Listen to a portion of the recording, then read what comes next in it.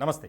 తెలంగాణ రాష్ట్రానికి పెట్టుబడులు పెట్టడానికి ఆయా ప్రముఖ కంపెనీలు ముందుకొస్తున్నాయి. దీనిలో భాగంగా దావోస్ పర్యటనలో ఉన్నటువంటి రాష్ట్ర ముఖ్యమంత్రి రేవంత్ రెడ్డి పలు కంపెనీల ప్రతినిధులతో ఆయన సమావేశాలు నిర్వహించారు. ముఖ్యంగా చర్చించారు. తెలంగాణలో పెట్టుబడులు పెట్టడం వల్ల మీకు కలిగే లాభాలేంటి, ప్రయోజనాలేంటి అనే దాని మీద మెయిన్గా ఫోకస్ పెట్టారు. ప్రధానంగా ఈ 3 రోజుల్లో చాలా కీలకమైనటువంటి అంశాలపై చర్చలు జరిపారు. ప్రధానంగా తెలంగాణ పెవిలియన్ను అత్యంత అద్భుతంగా తీర్చిదిద్ది అక్కడ ఏర్పాటు చేసినటువంటి మంత్రివర్గం, అంటే ముఖ్యంగా రేవంత్ రెడ్డితో పాటు దుద్దిల్ల శ్రీధర్ బాబు, అలాగే ముఖ్యమైనటువంటి అధికారులు కూడా వెళ్ళారు. ఇట్లాంటి క్రమంలో తెలంగాణలో పెట్టుబడులు పెట్టడానికి, పరిశ్రమలు నెలకొల్పడానికి అనువైనటువంటి ప్రాంతం, ఇప్పటికే ఆరోగ్యపరంగా చాలా అభివృద్ధి చెందింది, ప్రపంచ దేశాలకే ఇక్కడి నుంచి తయారు చేసేటువంటివి వెళ్తున్నాయి. కాబట్టి దయచేసి ఫోకస్ పెట్టండి, దృష్టి పెట్టండి.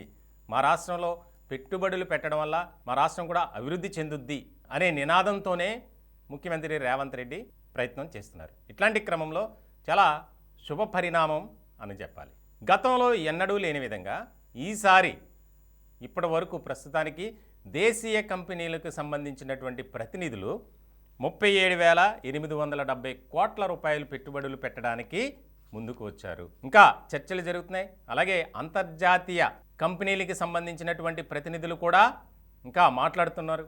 ఈ ఫిగర్ ఏదైతే ఉందో ఇంకా పెరిగే అవకాశాలు ఉన్నాయి. ఖచ్చితంగా తెలంగాణ ఒక రకమైనటువంటి అభివృద్ధి చెందగలదు అనేది ప్రతి ఒక్కరూ భావిస్తున్నారు. ఇట్లాంటి క్రమంలో ఇప్పుడు వరకు ఎవరెవరు ఎంత పెట్టుబడులు పెట్టారనే దాని మీద మనం ఒకసారి చూస్తే కనుక అదానీ గ్రూప్ 12,400 కోట్ల రూపాయల పెట్టుబడులు పెట్టడానికి ఆయన ముందుకొచ్చారు. అలాగే జిందాల్ గ్రూప్ 9,000 కోట్లు, గోడి ఇండియా 8,000 కోట్లు, వెబ్ వర్క్స్ 5,200 కోట్ల రూపాయలు పెట్టుబడులు పెట్టడానికి ముందుకొచ్చింది. అట్లాగే గోద్రేజ్ 1,279 కోట్ల రూపాయలు, ఆరాజన్ 2,000 కోట్ల రూపాయలు. ముఖ్యంగా ఈ కంపెనీ ప్రతినిధులంతా ముఖ్యమంత్రి రేవంత్ రెడ్డితో ఒప్పందం చేసుకున్నారు. ఇంకా ఒప్పందం చేసుకోనివి చాలా కోట్ల రూపాయలకు సంబంధించినటువంటి పెట్టుబడులు రావటానికి అవకాశంగా ఉంది అనేది బాగా వినిపిస్తుంది. ప్రధానంగా దీని వరకు అయితే ఇప్పటి వరకు ఒక అంగీకారం, పరస్పర అంగీకారం అయితే కుదిరింది. దానికి సంబంధించి జిందాల్ ఆ యొక్క కంపెనీ తెలంగాణలో ఏం పెడుతుందంటే పంప్డ్ స్టోరేజ్ ప్రాజెక్ట్ ఇది ఏర్పాటు చేయటం, అక్కడ ఉన్నటువంటి నిరుద్యోగ యువతకు ఉపాధి కల్పించే దిశగా చర్యలు తీసుకుంటుంది. అలాగే వెబ్ వర్క్స్ డేటా సెంటర్స్తో పాటు ఎక్కువగా ఉపాధి కల్పనకు అవకాశంగా మార్చడానికి ఈ సంస్థ ముందుకొచ్చింది. ఇది చాలా శుభ పరిణామం కిందే మనం చెప్పుకోవాలి.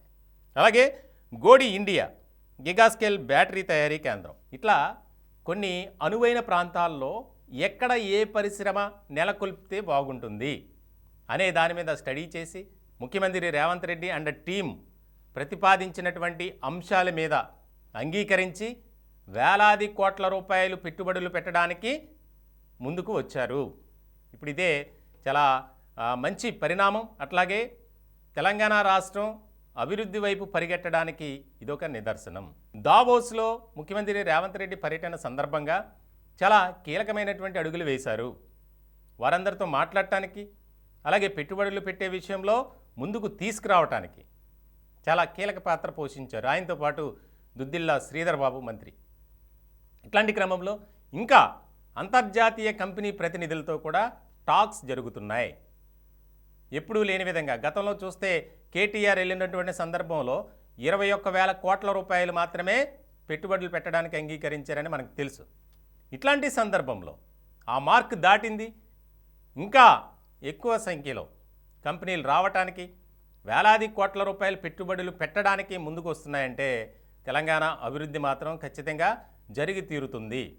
ఇప్పటికే ఈ 9.5 ఏళ్లలో బీఆర్ఎస్ పార్టీ అధికారంలో ఉంది. ఏ రకమైనటువంటి అభివృద్ధి చేసిందో మనం చూసాం.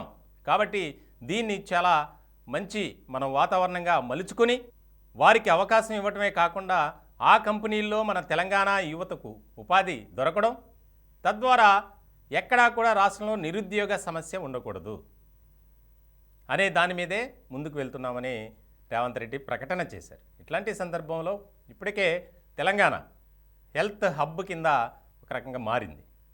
ఇటువంటి సందర్భంలో ఇంకా ఎక్కువ మంది రావడానికి, పెట్టుబడులు పెట్టడానికి ఇష్టంగా ఉన్నారు అని తెలంగాణ కాంగ్రెస్ వర్గాలు కూడా చెబుతున్నటువంటి తరుణంలో ఈ పెట్టుబడుల అంశానికి సంబంధించి మాత్రం ఒక కీలకమైనటువంటి ప్రకటన అక్కడ నుంచే చేస్తారు ఈ పర్యటన పూర్తి అయిన తర్వాత అనేది కూడా బాగా వినిపిస్తుంది.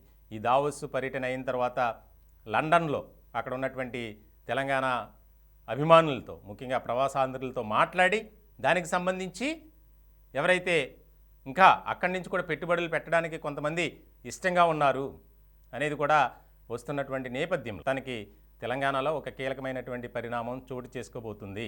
రాష్ట్రాభివృద్ధికి ఈ సర్కార్, రేవంత్ సర్కార్ ఎంతగానో కృషి చేస్తుంది అనేది మాత్రం బాగా వినిపిస్తోంది.